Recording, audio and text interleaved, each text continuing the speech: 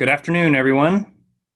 My name is Victor Sung. I'm the director of the Center of Excellence um, at the University of Alabama at Birmingham. I'm an associate professor of neurology, a movement disorders neurologist, and it's my privilege to give you the talk today on one of my favorite topics, which is what's going on in research um, in HD here in 2020.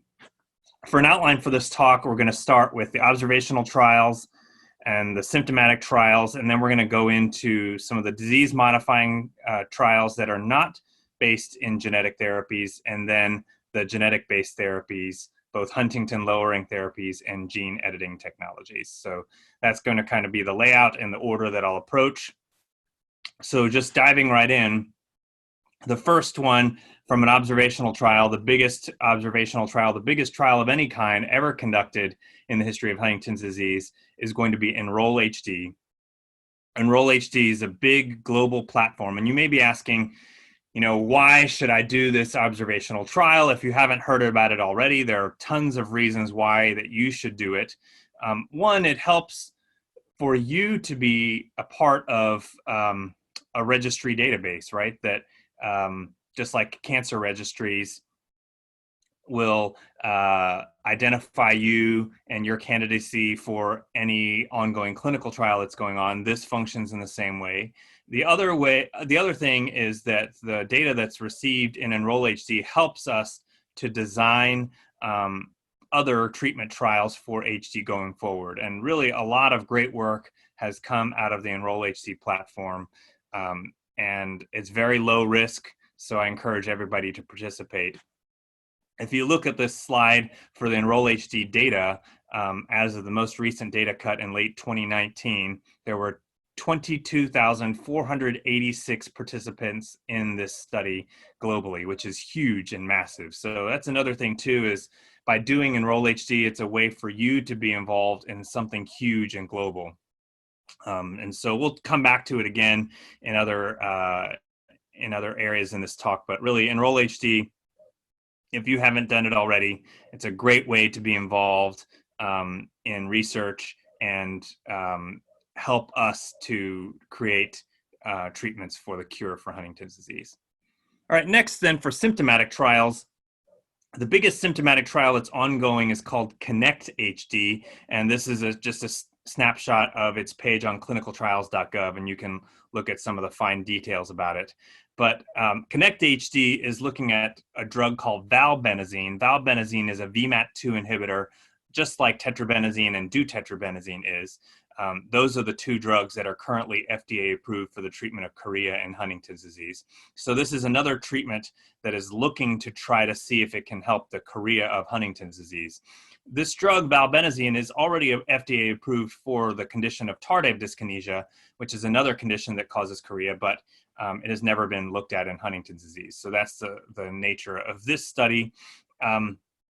The advantages of this drug, potentially, if it works in this study for Huntington's disease, would be that it's once daily dosing, and it also has a similarly good safety profile similar to deutetrabenazine. So at least in our experience with it with tardive dyskinesia. So we're hopeful that it will be positive for HD patients as well. The study is ongoing, but it's paused due to all of this COVID-19 stuff, and they're hoping to resume the study sometime this summer. So that gives you an opportunity to get plugged in with a site for CONNECT-HD if this is something that's interesting to you.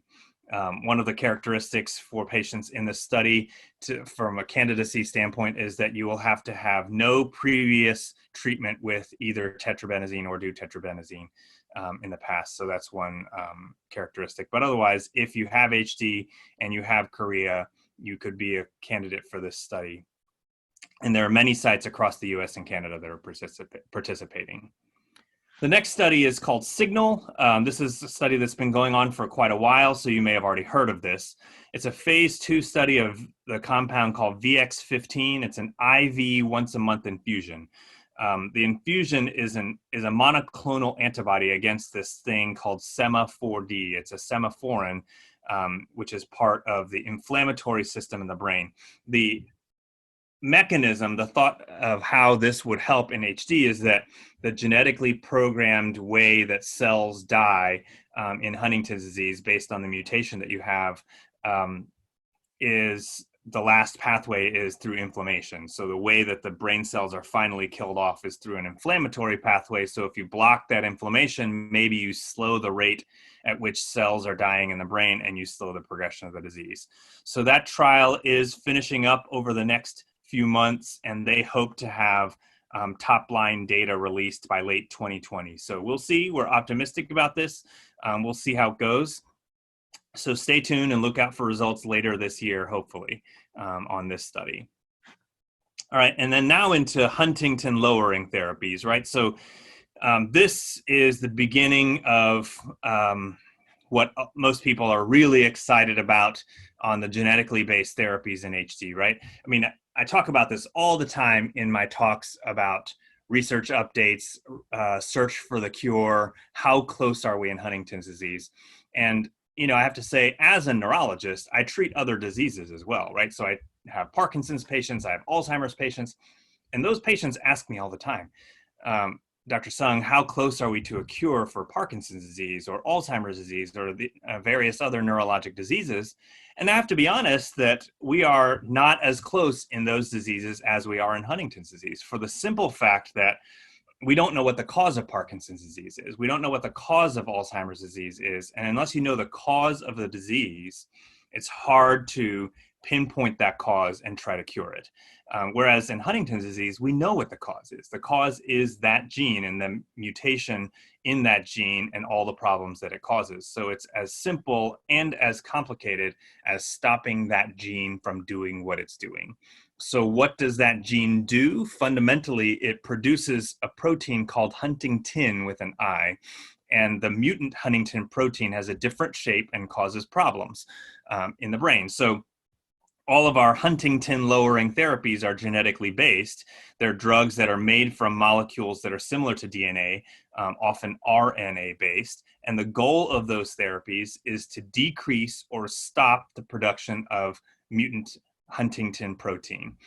And by slowing or stopping the production of that protein, we hope that we slow or stop the damage that's being caused in the brain and thereby slow or stop the progression of the disease. If you look at this wonderful slide here from Ed Wild and Sarah Tabrizi's lab in a paper in 2017, it really goes through all of the current scientific approaches that are looking at huntingtin lowering therapies in Huntington's disease. And so you see there's and the other genetically based therapies too that we'll talk about at the very end of this talk. And if you look at the 1, 2, 3, 4, 5, 6 green arrows, that's 6 different places where different therapies have the potential to act. And certainly you don't need to memorize this slide and understand all of the details on this slide, but just to show you there are lots of different places where we have within the cell that therapies are being developed to try to intervene and cause a change in the progression of Huntington's disease, which is ultimately our end goal.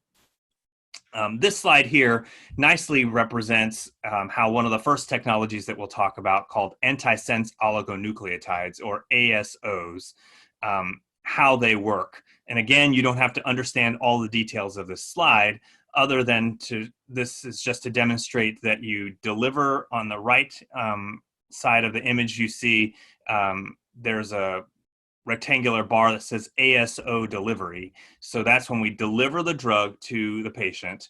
And then you get lowering of all huntingtin, both the mutant type, which is caused by the genetic mutation, and the wild type, the normal type. And you lower it for a while, and then you get what's called a huntingtin holiday effect, where you pulse in the treatment, you wait, let the wild type or the good type recover, hopefully, and then you pulse in the treatment again. And hopefully over time, the more treatments that you have, the more you can lower the mutant huntingtin protein, but by giving it at a spaced interval, then you allow the normal huntingtin to recover.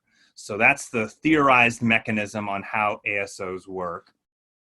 And that leads us to our first ASO developed in Huntington's disease, which as of just a week ago now has a compound name other than just the letter and number name. For a while, it was called RG6042, and now it has the drug name called tominersen. So the tominersen phase 2 data was published in the New England Journal of Medicine in June of 2019. This was based on a phase 2 trial that was done in Europe and Canada with 46 patients who received 4 doses of this drug via spinal tap over 1 year, and they were followed. And this is just how the design is and how the doses were spaced over time. The highlights of this paper I wanted to bring to your attention. So the goal of phase 2 studies, as you remember, really is primarily to show safety. Can we deliver this drug to real human beings with HD safely without causing problems?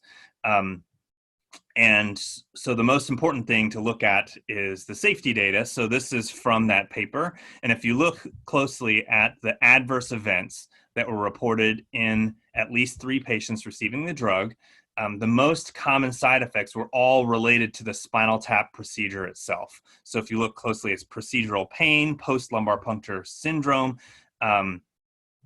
So those 2 are the top 2 side effects, or the most commonly seen side effects, and they're related to the procedure itself. Falls or skin abrasions, those are things that you can see in HD patients if they fall. Hard to know for sure were those related to the drug or not. But overall, you can see this is pretty well tolerated. Other things that were seen were some infections. There were more infections overall seen in the treated group than in the placebo group, and that's what this slide shows. But again, if you look at the infections that were seen, nasopharyngitis is basically an infection of the throat or nose, and that could be something as simple as the common cold, or strep throat or something like that. Upper respiratory tract infections, bronchitis, influenza. So those kinds of infections were the most common. The nice thing to see is it's not things like meningitis or infections of the nervous system. So overall, a pretty good safety profile. What about, even though this study wasn't designed to show what the overall clinical effect of this drug is, we still want to know what is this drug doing in the body, or is it achieving what it sets out to do, which is, as you remember, lowering levels of mutant huntingtin protein. And what this data shows is that it did in fact do that. And in fact, if you go from across the right on the bottom here, you have placebo, 10 milligrams, 30 milligrams, 60 milligrams, 90 milligrams, and 120 milligrams of the drug. And what this is showing is that the higher dose that the patient received, the more lowering of the mutant huntingtin protein that you tended to see. And then on this slide is showing that over time, obviously with more time, the patient received 4 doses over a year, right? So as they received each of those 4 doses, they had more and more lowering of the mutant huntingtin protein levels over time, which is exciting. And the average of those results is that for all the patients receiving 4 doses over a year, the average lowering was 40%. So that was the average that was seen, was 40% lowering of mutant huntingtin protein measured in the spinal fluid. And we think that correlates to a higher level than that, like a 60 to 70% lowering of mutant huntingtin protein in the tissue, in the brain itself. And in at least in animal models, that level of lowering should correlate to stopping disease progression. So we'll have to see how that goes. And that's the point of a phase 3 trial, is showing, does lowering the levels of mutant huntingtin protein have a positive clinical effect on real HD patients. And so that's what we do in a phase 3 trial. The phase 3 trial is called Generation HD1, and that trial is ongoing. There are 660 of those patients with symptomatic HD in that trial. 120 of those patients are from the US. That trial opened in August of 2019, and all 120 slots of those were filled by the end of September. And really all of the slots globally were filled by the end of September, early October. Roche Pharmaceuticals, as you probably know, is running this big phase 3 trial. This is the largest treatment trial ever done in the history of Huntington's disease, so that's pretty exciting.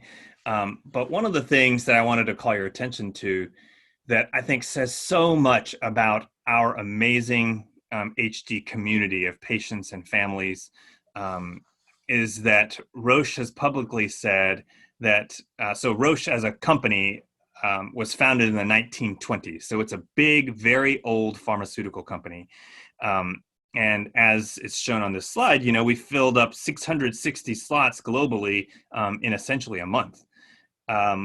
And Roche has said publicly that in the entire history of their company since the 1920s, this trial was their fastest enrolling phase 3 trial in any disease ever in the history of their company. And that is just an amazing stat and really says so much about how motivated you and the rest of patient and family community for HD is engaged in getting involved in research. And we are so thankful to you guys to be able to do this, because obviously the faster we can get these trials up and running, the faster we can get them to completion, and the faster we can get curative technologies out into the real world for all of our patients and families. So on the bottom right here is just a list of all of the sites across the US that are participating in this trial. And again, it's hard to read, it's small print, but just to say that there are a lot of sites all across the country. Certainly, the company couldn't select sites in every single state. But if you look geographically, this covers a large portion of the country. So hopefully there were opportunities for people to be involved in a center reasonably close to them. But if not, the exciting thing is there are more things coming, and we'll talk about those things as well. So what are the details of Generation HD1? The details are, it's a phase 3 trial, as we talked about. It's 25 months long. It's testing placebo versus treatment every other month versus treatment every 4 months. So there are basically 3 groups that a person can be in. Every person in the study is receiving a lumbar puncture or a spinal tap every 2 months, but some people will get placebo the whole time, some people will get drug every other time and placebo every other time, and some people will get drug every time. So that's the way that it goes. So over 25 months, that's 2 years. Every 2 months getting a spinal tap, that's 12 spinal taps total over 2 years. The study is open to symptomatic patients with age 25 to 65, CAP score greater than 400, independent scale greater than 70, and you have to be able to tolerate MRIs and spinal taps and walk for 30 minutes unassisted to circulate the drug into the brain. So these were the entry criteria on who could be in it. The reason I put all the specific entry criteria on the slide here is just so you know, for any other trial coming down the pipe that is going to require delivery of the drug via spinal tap, it will probably have very similar criteria to get into that study, right? So you have to be able to tolerate MRIs, you have to be able to tolerate spinal taps. The protocol to circulate the drug within the spinal fluid and thus get it in the brain does require that you walk for 30 minutes immediately after the spinal tap to get the drug kind of flowing all around into the brain. We're seeing increasing number of studies that are using this CAP score cutoff. The CAP score it stands for CAG age product. So that is your CAG repeat number on your mutated copy and your age factored into a formula to determine the score. So that means if that is a hard cutoff and there's a numerical cutoff there, there's nothing that we as investigators can do to get you into the study. It's purely based on age and your repeat number, meaning the higher your repeat number and the higher your age, the more likely you are to get in. So if you're a young person to get into these trials, you'll need a higher repeat number. If you're an older person, then you may not need quite as high of a repeat number to get into the study. Okay.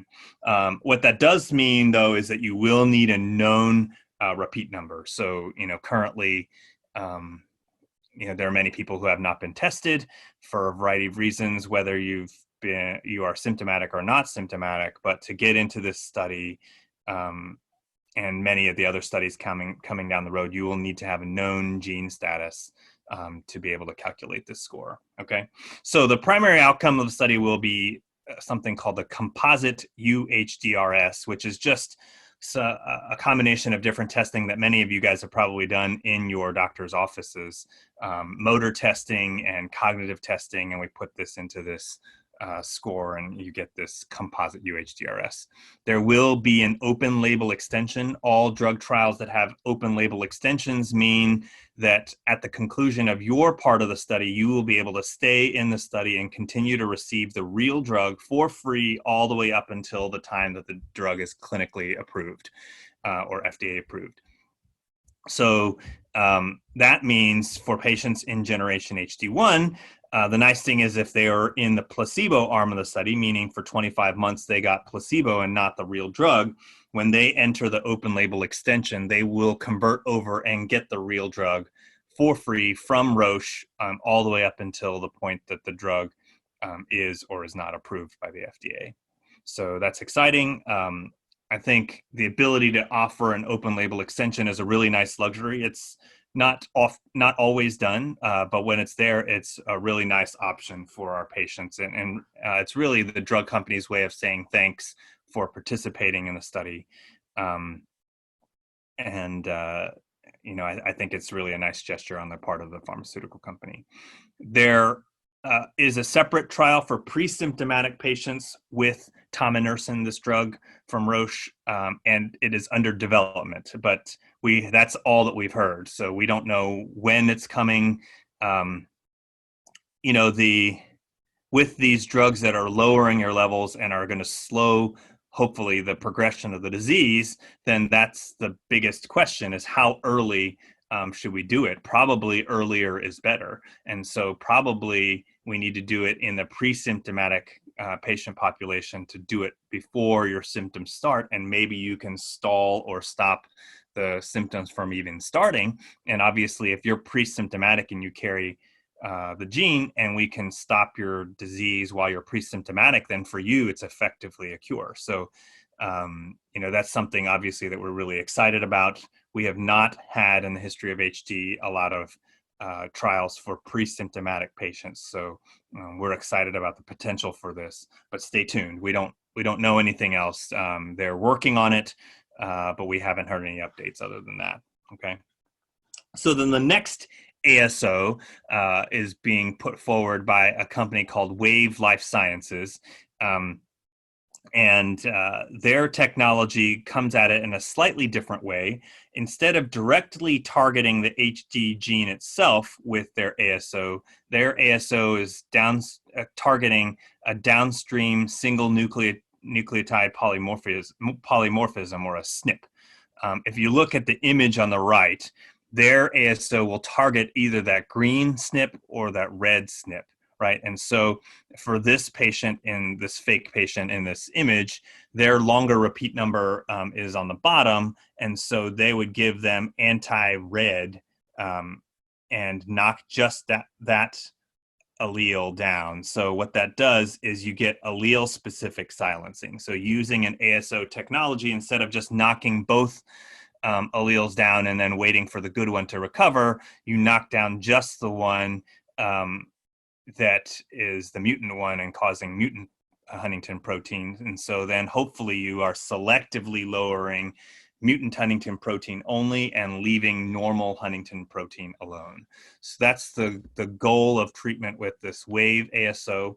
How that works, this is an illustration that I've borrowed from HD Buzz, where say you have two kites, and that's your two copies of the gene, one with the mutation and one without the mutation.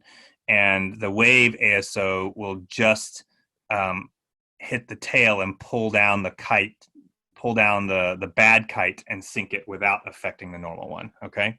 All right. So then who's a candidate for this? Obviously, you need to have different SNPs on your mutant and wild type alleles, and you have to have one of the ones that they have an ASO for in order to be a candidate for the study. So this is just to show that this is from a study back in 2009 showing that about 2/3 of the population has either SNP1 or SNP2 on their mutant allele for Huntington's disease. So all of the ASO therapies will require spinal tap infusion. So this is no different than tominersen. This is being done via spinal tap to screen for whether you can get into the study with the Wave Life Sciences ASO. You will have to have your SNP sequenced first, and that's a blood test, just like your HD gene test is a blood test. It will be a blood test to determine, do you have SNP1 or SNP2 on your mutant allele, and that would qualify you as a candidate for their study. Probably the most common question that all of us are getting about this is, okay, then can I get this? Can I go ahead and get this blood test now and find out whether or not I'm a candidate? And the answer is no. There is no current way outside of the Wave Life Sciences study itself to get this test. Like, I could not order this test and you go and get your blood drawn for it at any kind of lab. So there's no way to do that currently. The only way would be to screen with a site for this study itself. So where are we on the study? The study Precision 1 and Precision 2 are ongoing. Precision 2 had an early data readout in December of 2019, and it showed 20% lowering of mutant huntingtin protein. And if you read the press release yourself, you probably were a little bit confused by what they were meaning. So if you remember tominersen, or the Roche drug, in their phase 2 trial, they were able to show 40% lowering of mutant huntingtin protein. So when the Wave Life Sciences data for their ASO against SNP2 was read out in December, and they only had a 20% lowering, this was a little bit disappointing to them, although it still had a very good safety profile and didn't seem to be causing side effects. So they were very pleased with that. But they want to try to get closer to that 40% lowering that tominersen achieved. And so what they're going to do is add on another group of patients to both Precision 1 and Precision 2 that doubles the dose of the drug that they're being received. So since it was safe, they can increase the dose, and hopefully by increasing the dose, they can get more lowering of mutant huntingtin protein, much like tominersen did. And so we will see. All of the patients that were added for Precision 1 and Precision 2 were patients that were added outside of the United States. So don't worry if you didn't hear about it and you're like, wait a minute, why didn't I get to an opportunity to be in this when they expanded and added more patients? But it's because they only added more patients from outside of the United States. So we'll see. And then both of those studies will have more patients in them and more data, and we'll look for analysis of that sometime next year. And then hopefully after that, if those studies are positive, like we suspect that they will be, then they'll move on to their big phase 3, does it work or does it not, trial sometime in 2021, probably late 2021 or early 2022. But be on the lookout for that, because that will be coming. They will select completely different sites than Roche chose. So certainly another opportunity for all of you to participate in an ASO huntingtin lowering therapy trial. So that's pretty exciting. All right, so then what about gene therapy? So, we've talked, so ASOs are our big huntingtin lowering therapies. What about using gene therapy to also lower huntingtin in a different mechanism other than ASOs? So remember, this is still different than gene editing, where you're not changing the DNA itself. You're still aiming to lower levels of mutant huntingtin protein, but you're using a different kind of targeting with gene therapy that's different than the ASOs. So what this basically does is you use a harmless virus called AAV5, and you insert a new DNA code into cells, and this new DNA codes for something that is programmed to delete the mutant huntingtin RNA signal. So therefore, even though your cells still have the HD mutation, they'll make less of the mutant huntingtin protein. Does that make sense? Hopefully that is clear here. And the way that is being tested is by a company called Unicure. This study is ongoing. They're testing their compound, which they've called AMT-130, and that AMT-130 includes that virus plus the new instructions designed for HD, and that drug will be introduced via powered injection directly into the deep nuclei in the brain. So this will be done with general anesthesia, and they'll drill 2 to 6 holes total. So really 2 on each side of the brain, and then they'll insert catheters and then pump the medicine in directly into the brain. So this obviously sounds more dramatic.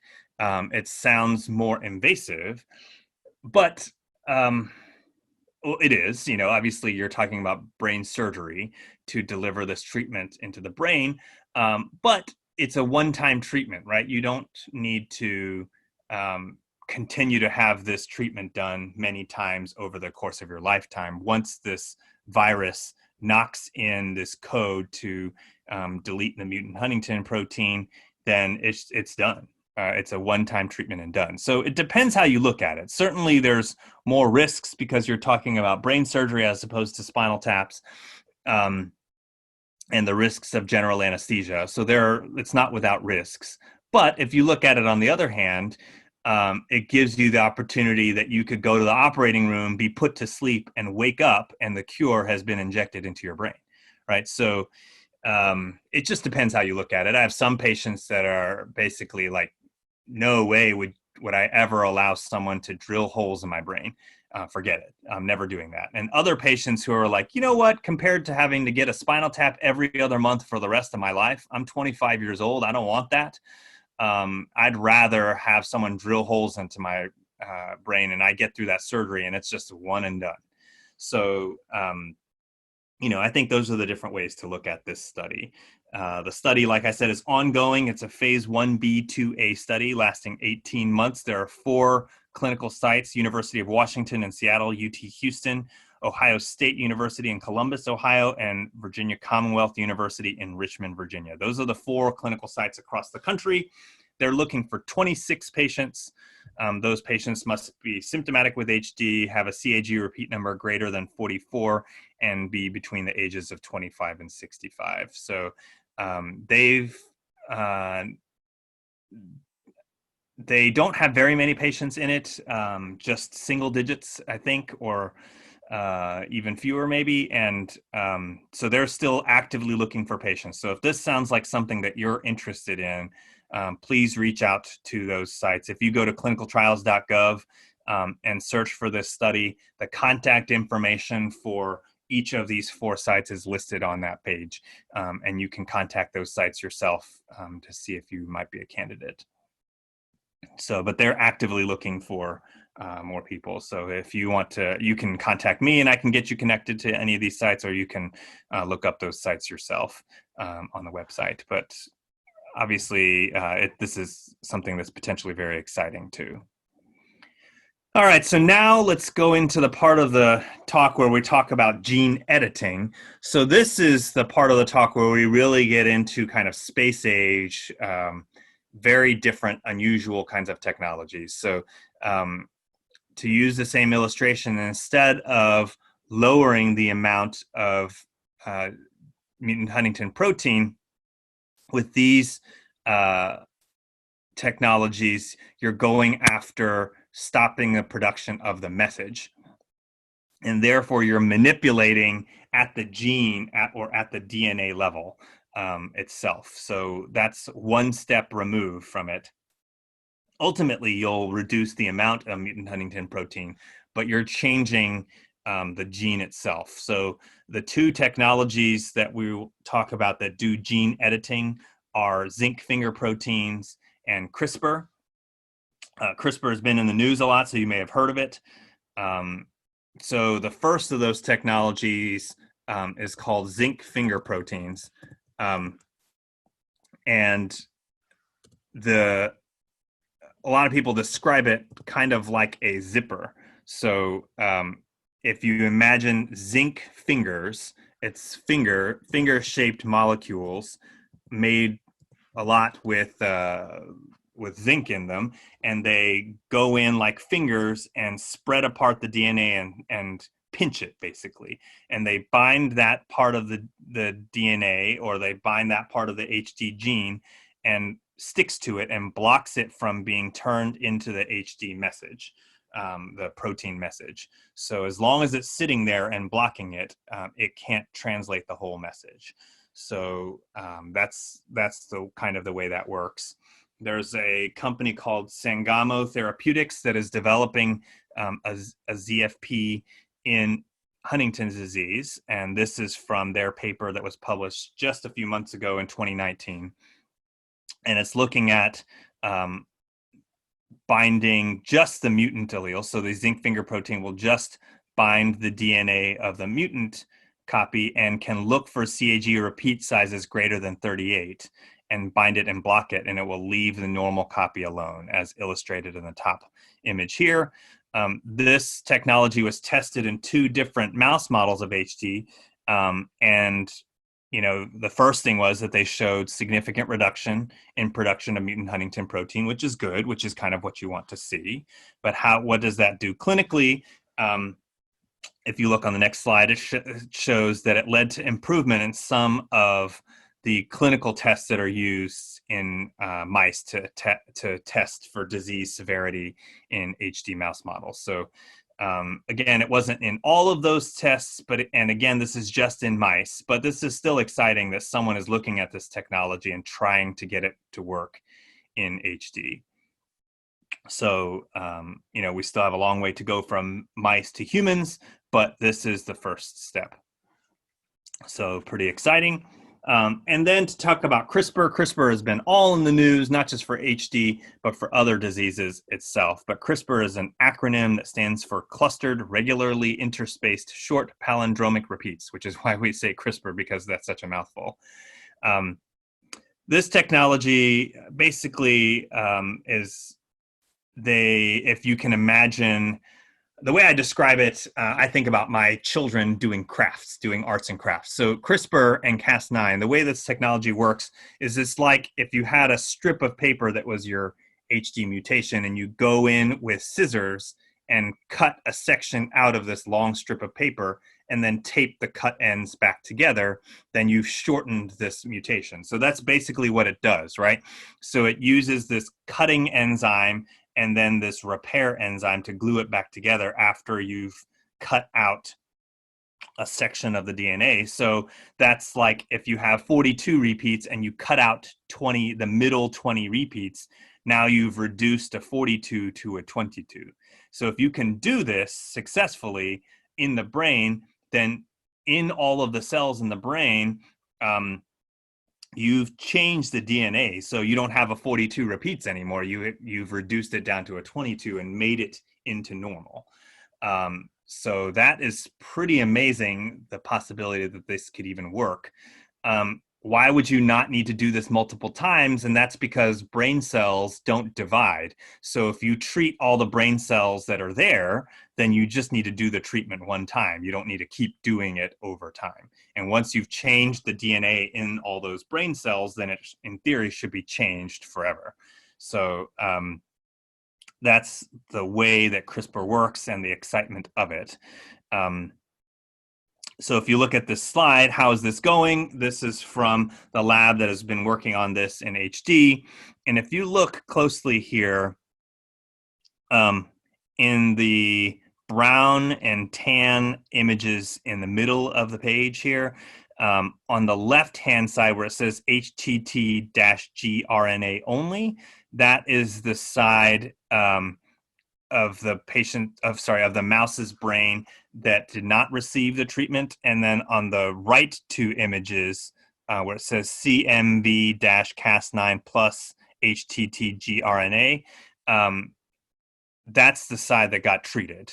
So if you look on the left, you see a bunch of dark brown dots, and those are aggregates or clumps of mutant huntingtin protein. And then if you look on the right, there are a lot less or a lot fewer of those dark brown dots. So that's just showing when they injected the treatment in, that it got into the cells, and those cells started making less mutant huntingtin protein. So it seemed to be successful, at least in these mouse models. So again, we have a long ways to go from mice to humans, but this is showing that we're able to successfully use this technology, get it into cells, and it can effectively do what we are wanting it to do, at least in mouse models of HD. So that's a very exciting first step, but we'll have to see how this goes.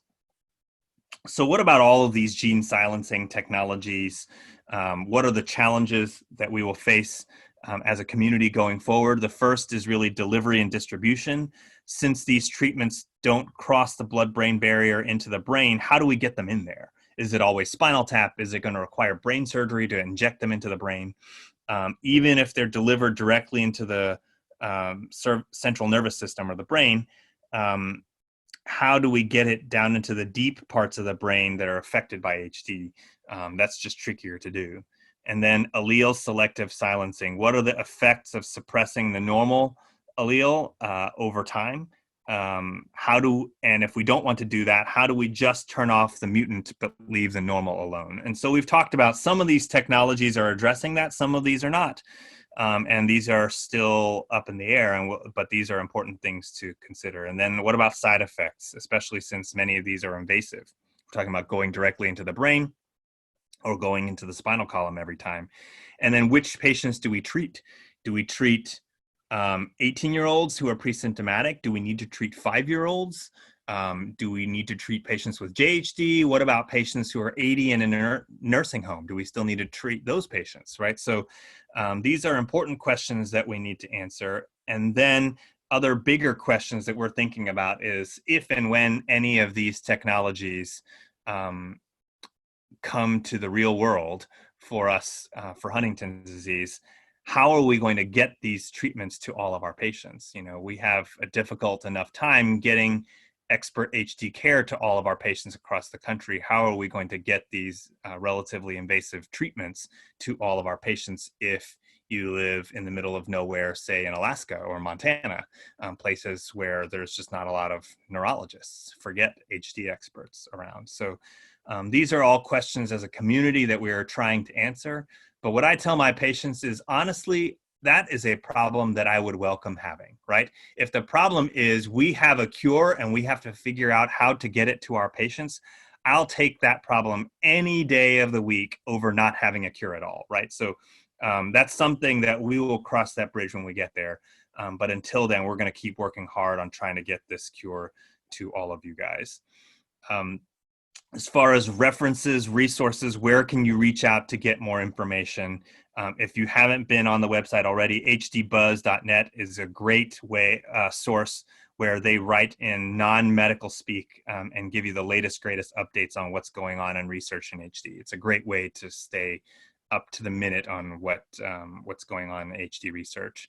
Also, this is the Huntingtin Study Group website. The Huntingtin Study Group is a group of doctors like me, like all of us who are speaking,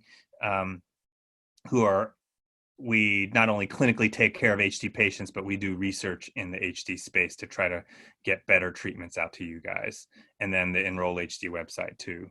So how can you be involved?